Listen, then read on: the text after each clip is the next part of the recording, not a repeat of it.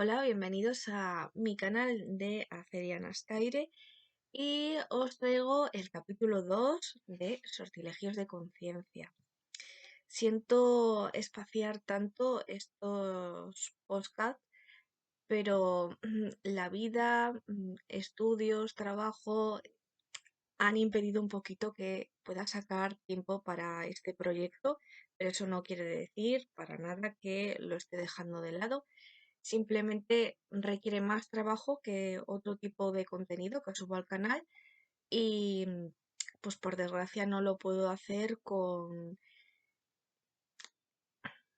no lo puedo hacer básicamente tan frecuentemente como me gustaría. Pero aún así, que sepáis que es un proyecto que pretendo hacer por lo menos a lo largo de este año, de dar como pequeñas pinceladas de ética, básicamente, a nivel antiespecista y vegano, sobre el mundo en el contexto de la brujería.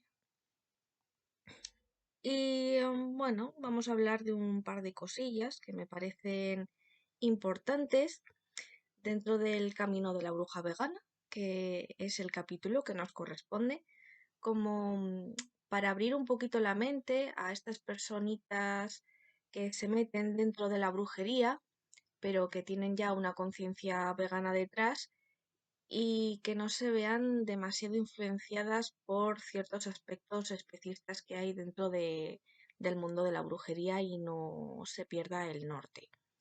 También, como no, pues para abrir un poquito de conciencia a personas pues que queráis ver el camino del veganismo y queráis aplicarlo dentro de vuestra práctica espiritual, pagana, de brujería o lo que sea que practiquéis. Así que bueno, espero que os sea de utilidad. Igual que con el capítulo 1, voy a subir un PDF explicado con palabras más bonitas y demás, porque en el podcast, pues, como he hablado, digamos que es un poquito más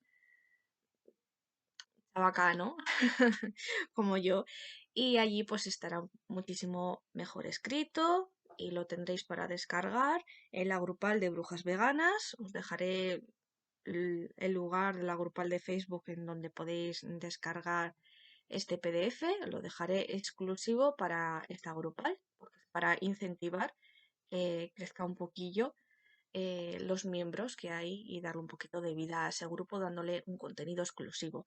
Pero obviamente es gratuito y abierto y lo podéis descargar cualquier persona, sin ningún problema.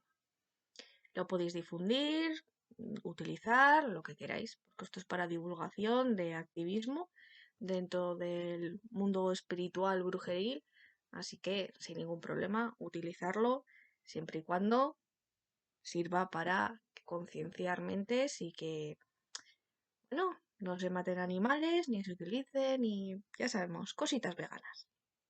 Así que sin más dilación, vamos a entrar al capítulo 2, el camino de la bruja vegana.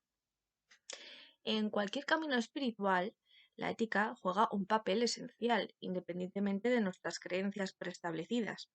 Esto se debe a que cada camino espiritual puede tener sus propias normas éticas y valores, que pueden variar significativamente en diferentes tradiciones, culturas, sistemas de creencia.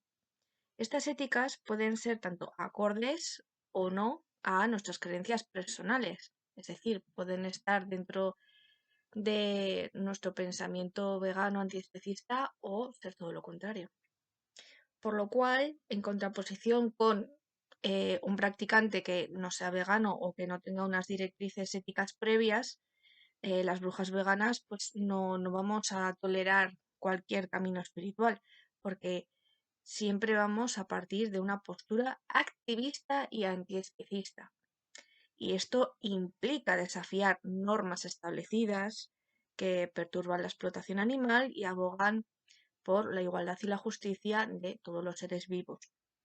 De este modo hace que sea imposible poder tolerar todas las prácticas que se hacen, obviamente, porque si partimos de inabuliblemente este principio ético, habrá muchas cosillas dentro del mundo espiritual, de brujería y pagana, que no nos van a gustar nada porque La brujería no es ni buena ni mala, no es blanca o negra, por mucho que parezca, no, es que esto es brujería blanca y esto, no, o sea, la brujería es todo, está todo muy entremezclado y tenemos que, desde una posición vegana y antiespecista, ser muy críticos con estos y saber qué cositas sí, qué cositas no, y ser muy conscientes de qué cosas pueden perturbar eh, estas creencias éticas que tenemos y cómo podemos enlazarlas y cuáles no tienen ni pies ni cabeza y no vamos a poder hacerlo, ¿vale? Así que, no yéndome del hilo, para las brujas veganas, no todas las creencias o prácticas espirituales son aceptables, como ya he mencionado, ya que algunas pueden entrar en conflicto con otros principios éticos de respeto hacia los animales y de rechazo a la opresión. Obviamente, pues hay caminos que no van a estar acordes con nosotros y vamos a tener que hacer un poder de adaptación y un enfoque muy crítico. Por lo tanto, la idea de que cualquier enfoque espiritual es válido no resuena con nosotros. Es que no puede ser, ¿vale? Ya que priorizamos esa coherencia ética y el compromiso por el activismo antiespecista dentro de la práctica espiritual. Que partiendo de eso, no todo es válido, ¿vale? Que esto quede muy claro. No es una cuestión de intolerancia hacia otras creencias que no concuerden con nosotros, es que no vamos a tolerar ciertas prácticas y mucho menos a participar en prácticas especistas que se cae de cajón, ¿vale? Porque tenemos muy clarito qué cositas sí y qué cositas no. Vamos a aceptar que esto quede clarísimo. A esto de vale todo, no. Hay que tener una coherencia ética y moral, por favor, que perdemos mucho el norte con esto. Porque muchas veces, eh, por querer quedar bien con todo el mundo, aceptamos cualquier mierda. No, no, pues es que, vale, sí, aceptamos cualquier cosa. Digo, no, no, no, no, no. A ver, no, no se puede aceptar ni tolerar todo. O sea, porque si partes de eso, empiezas a tolerar asesinatos, empiezas a tolerar violaciones, acabas tolerando absolutamente todo si te pones en plan buenismo de todo vale. No, no todo vale, ¿vale? Y menos cuando partimos de algo ético. Así que, por favor, que no os vendan la moto de no, hay que ser tolerantes con todos. A ver, tolerantes hasta cierto punto. Hay cosas que se caen de cajón que no. Y no hay ningún problema y que nadie os machaque por tener un criterio propio. Porque esto se machaca mucho en la sociedad, el tener una opinión propia. Así que no os dejéis amenentrar por estas personas de todo vale y que no piensan en nada, ¿vale? Siempre intentar tener un criterio propio, una opinión propia, crítica, evaluada, analizar las cosas antes de hacerlas, por favor, ¿ok? Como iba diciendo, cada practicante camina un sendero único y personal. La imposición de un conjunto de reglas excluye o obliga a otros a conformarse con ideas que no pueden resonar contigo. O sea, esto queda claro. Siempre que hay algunas normas, siempre habrá cosas que no vayan a coincidir contigo y que te vas a tener que amoldar. Pero a diferencia de algunas religiones o prácticas espirituales muy rígidas, dentro de la brujería y paganismo, no está tan limitada con unos dogmas tan inflexibles. Sí es verdad que hay vertientes que siguen reglas y patrones muy estrictos, pero no es necesario obligarte a adherirte a estas reglas porque sí, simplemente porque estás practicando parte de esas creencias, ¿vale? Obviamente, si estás en un contexto colectivo, te vas a tener que establecer a ciertas normas que se hayan consensuado en el grupo.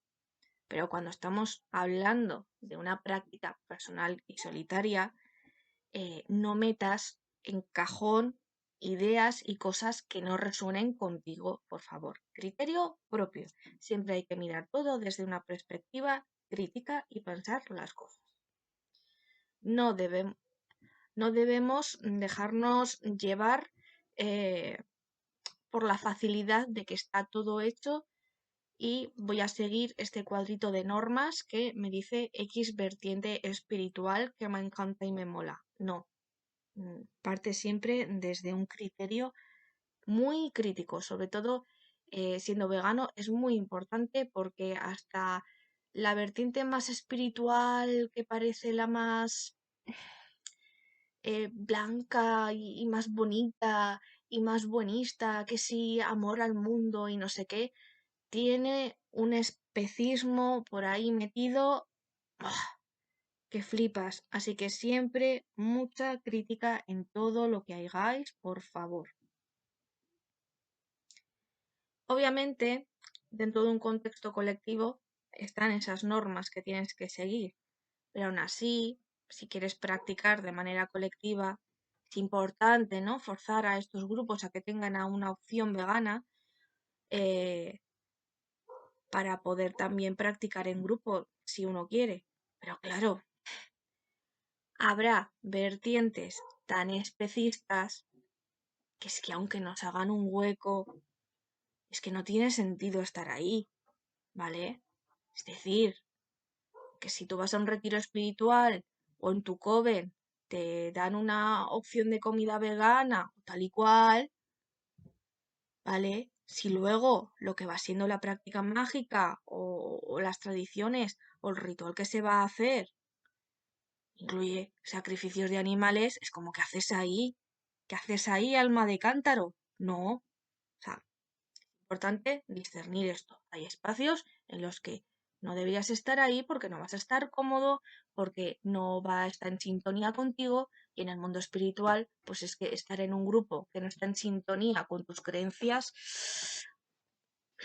por mucho que haya otras cosas que te resuenen, malamente vas a poder estar ahí bien, a gusto y vas a poder desarrollar eh, espiritualmente de una manera agradable, ¿vale? Tengamos esto en cuenta. Por lo tanto, siempre hay que hacer un enfoque personal en todo lo que aprendemos, en todo lo que realizamos y tener muchísimo cuidadito en estos entornos grupales, ¿vale? Ya no solo por la parte especista. Todos sabemos que siempre hay ciertas prácticas que a veces están enlazadas con sectas que al principio pues no lo podemos ver y bueno, pues pueden ocurrir cosillas o te pueden timar y siempre hay que estar muy al tanto, ¿no? De todos los retiros a los que quieras ir o agrupaciones que vayas a hacer. Pero bueno, no me voy a meter en ese berenjenal porque ahora estamos hablando de veganismo y antiespecismo.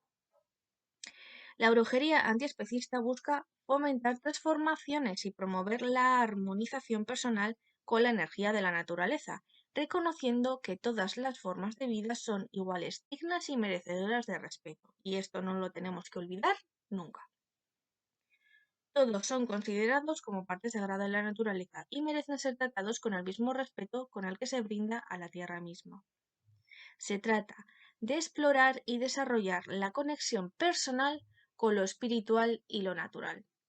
Y cada uno tiene la libertad de moldear su práctica de acuerdo a sus propias creencias y valores, ¿vale? Porque es muy normal que te vendan la moto de que tienes que hacer las cosas aquí y así, y sí que es verdad, pues que hay ciertas cosillas que tienes que saber las reglas y tal, pero no de una manera ciega, ¿vale? De una manera crítica.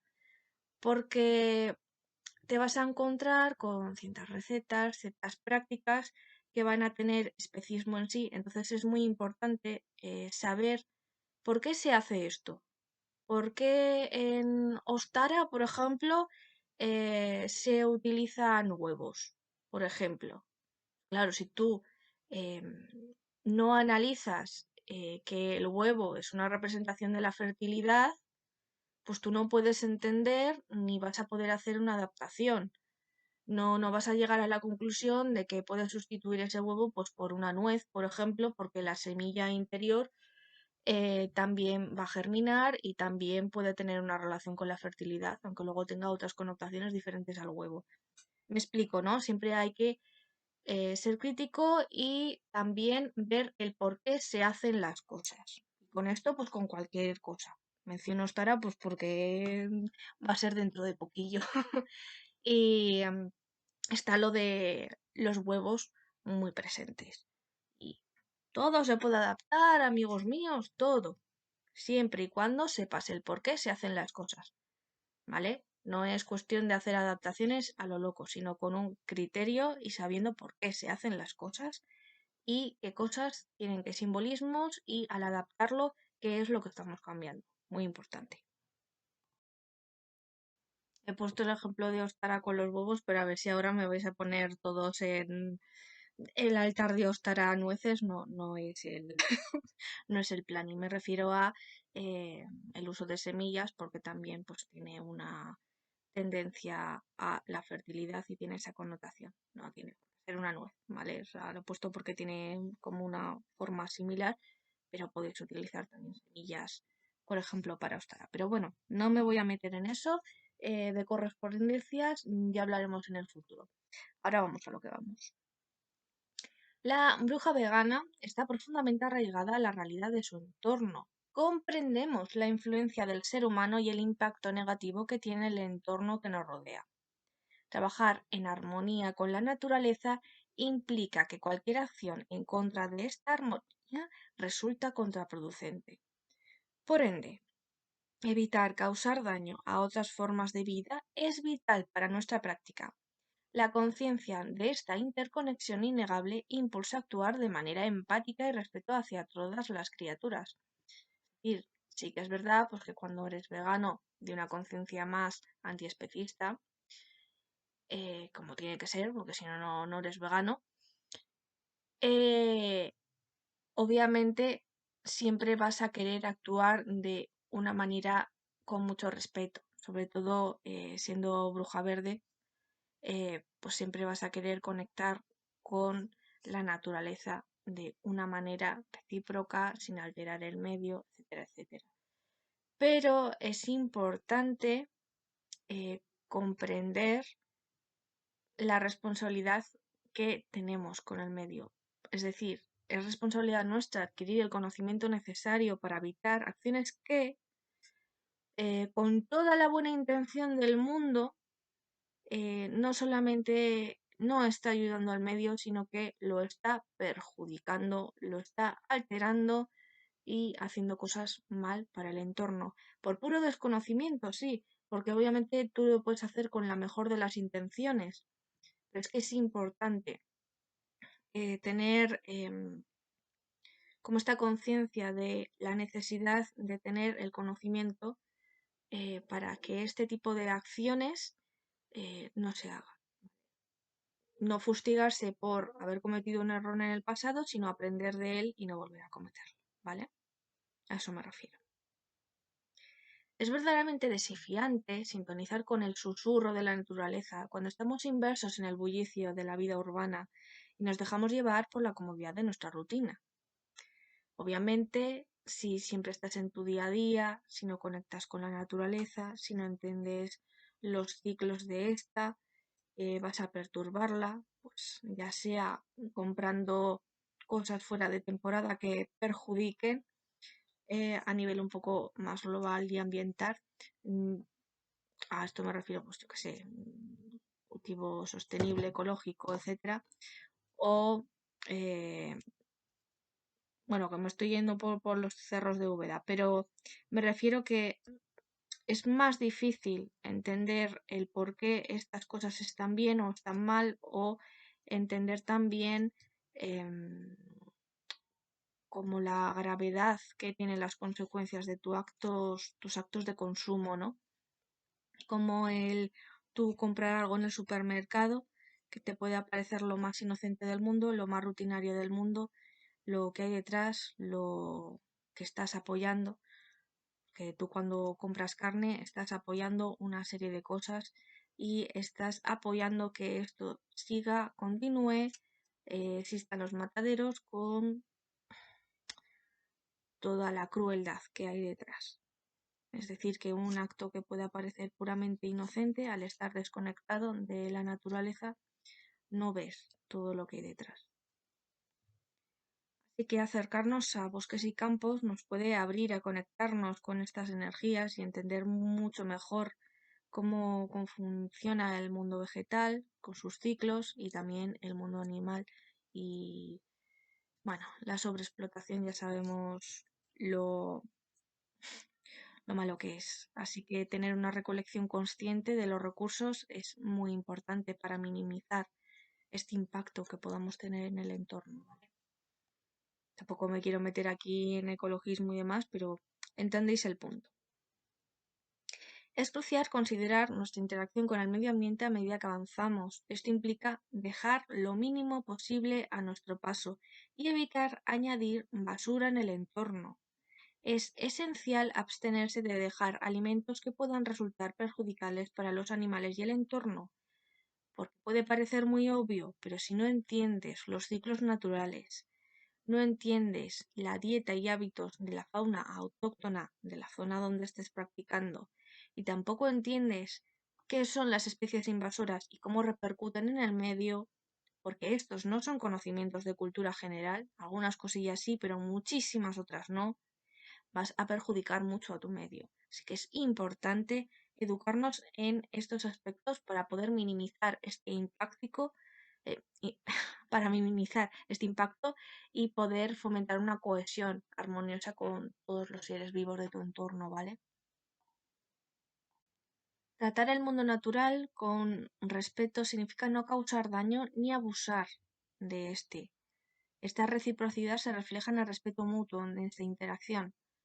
Lo que emitimos al mundo, ya sea nuestros pensamientos, nuestras acciones, nuestra energía, al final acaba regresando a nosotros, queramos o no. Porque muchas veces como que se dice, digo, no, es que eso es para los wicanos con su ley de 3 y a mí eso no me afecta. A ver, esta ley no se la han sacado del... ¿Vale? O sea, tiene que ver con una cuestión ética y tiene que ver con una realidad como una casa, que nuestros actos tienen consecuencia. Y esto ya es en el mundo real, en la parte rutinaria. Y sí, amigos míos, en la brujería también. Nuestras acciones tienen consecuencia, lo queramos o no. Es así. Esta, eh, lo que he mencionado con respecto a que nuestras acciones tienen consecuencias, no es algo que yo considere que tengáis que hacerlo por miedo a las consecuencias. Porque ser una bruja vegana implica cohesionar los principios éticos con la comprensión y el respeto de los seres vivos. Y esta lección es que no se puede basar en el temor a las consecuencias, sino permitir que nuestros valores más profundos guíen nuestras acciones de maneras intrínsecas. Es decir, que lo que pensemos y la manera en la que actuemos vaya en consonancia. Y es una decisión que surge de nuestro ser más íntimo, de nuestras entrañas. Es una expresión de la conexión que tenemos con los seres vivos y el deseo de poder vivir en armonía dentro del mundo natural. Es decir, no es una cuestión para causar miedo el decir que nuestras acciones tienen consecuencias. Me explico, ¿no? Esta forma de vivir no se limita solamente a seguir una dieta vegana, porque si no estaríamos hablando de seguir una dieta vegetariana estricta que no tiene nada que ver con el veganismo, porque el veganismo implica un compromiso a un estilo de vida ética y sostenible. Y amigos míos, esto es activismo puro y duro. Y si no hay activismo en tus acciones, ahí flojea la palabra vegana. Hay que reconocer el impacto de nuestras acciones que tienen en el bienestar de los animales y el medio ambiente, y actuar en consecuencia en cada uno de los aspectos de nuestra vida, ya sea en decisiones que me compro, con qué me visto, qué potingues para la cara me pongo, qué tipos de entretenimiento estoy fomentando, y obviamente también en el consumo, la compra y la utilización de según qué productos cuando vayáis a hacer rituales o hacer ofrendas, ¿vale? Así que es importante seleccionar cuidadosamente los ingredientes y materiales para que no involucren esta explotación animal, dar por opciones sostenibles y respetuosas por el medio ambiente también, para nuestras prácticas mágicas y rituales. Es un compromiso holístico para minimizar el sufrimiento animal y preservar recursos naturales del planeta, todos los aspectos de nuestra vida. Y también, obviamente, incluida la parte espiritual, ¿vale? Cuando una bruja vegana actúa desde un lugar auténtico, de verdadera autenticidad, sus acciones se convierten en un poderoso acto de magia, una manifestación palpable de el compromiso de justicia y cuidados de todos los seres vivos. Esta conexión profunda no se limita simplemente a seguir reglas externas, sino que implica una inversión total de los valores que verdaderamente importan. Se trata de cultivar un sentido de responsabilidad y empatía hacia el mundo natural y todas las criaturas, trascendiendo de las limitaciones del ego, que siempre está ahí, para abrazar un camino de compasión y cuidado activo. Así que mucho cuidadito con el ego, que siempre está ahí. Como ya hablamos mucho en el capítulo 1, ¿vale? Cada elección consciente, desde la comida que consumes hasta los materiales que utilizas para tus rituales, se convierte en un reflejo de tu compromiso con esta armonía y respeto hacia todas las formas de vida. Esta forma de vivir y practicar la brujería se convierte en una poderosa herramienta para tu transformación personal y para un cambio global, porque no hay que olvidar la parte activista, en la que la magia se fusiona con la ética para crear un mundo más justo y equitativo para todos. Los practicantes modernos a menudo se aferran en la historia para justificar sus prácticas de manera constante, porque intentan encontrar un sentido de tradición. Sin embargo, este apego a la tradición no debería eclipsar la importancia del autoconocimiento y la ética contemporánea y tener, por favor, un criterio propio y crítico.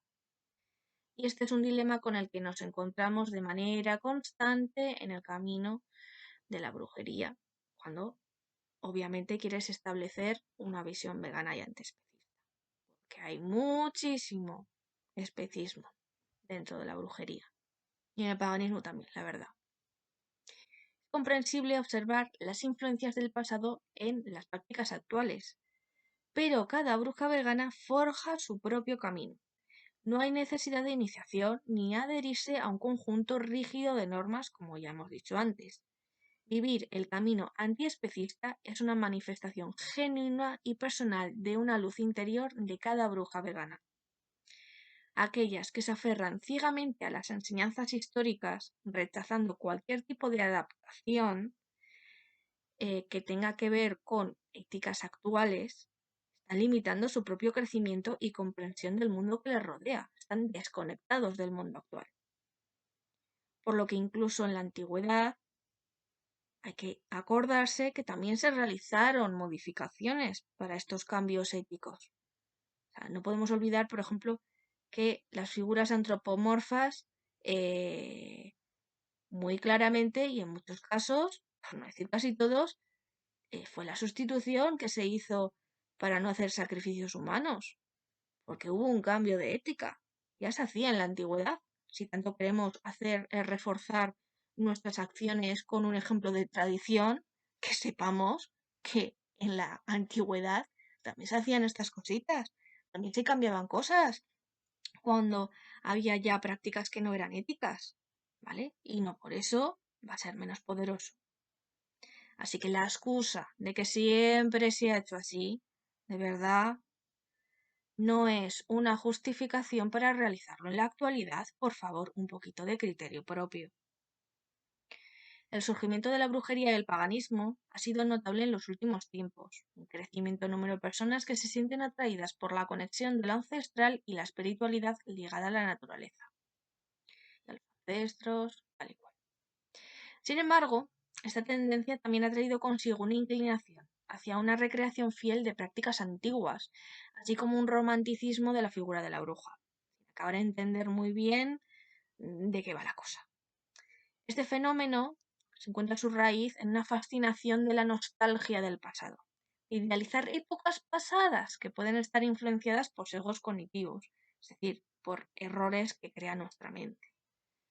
La sociedad contemporánea, siendo con un ritmo acelerado y una desconexión total a la naturaleza, puede impulsar a las personas a buscar refugio en ese pasado idealizado, con esa relación con la naturaleza, como más auténtica y más significativa, que estamos romantizando mucho. Sin embargo, es importante reconocer que estás idealizando y distorsionando la comprensión del pasado y simplificas y romantizas esos aspectos que son más complejos, que había una problemática detrás, cositas, ¿vale? Hay que tenerlas en cuenta. Nuestros recuerdos, aunque tienen un gran impacto en la forma que nos vemos a nosotros mismos, no son confiables, ¿vale? Esto siempre hay que tenerlo en cuenta. Que tendemos a construir narrativas sobre nuestro pasado que pueden reflejar una realidad objetiva, pero no es así, es subjetiva de nuestras experiencias. Porque nuestros recuerdos están sujetos a distintos factores que alteran la percepción que tenemos del recuerdo. Ya sea por el tiempo, se nos mueven fechas, ya sea que las emociones que van cambiando y fluctuando modifican la realidad de cómo la percibimos y también pues cositas que van ocurriendo. Así que no nos podemos fiar tanto de nuestros recuerdos. Vale, y esto lo vengo diciendo porque también hace mucha implicación con respecto a la memoria histórica, en la que hablaré luego más tarde.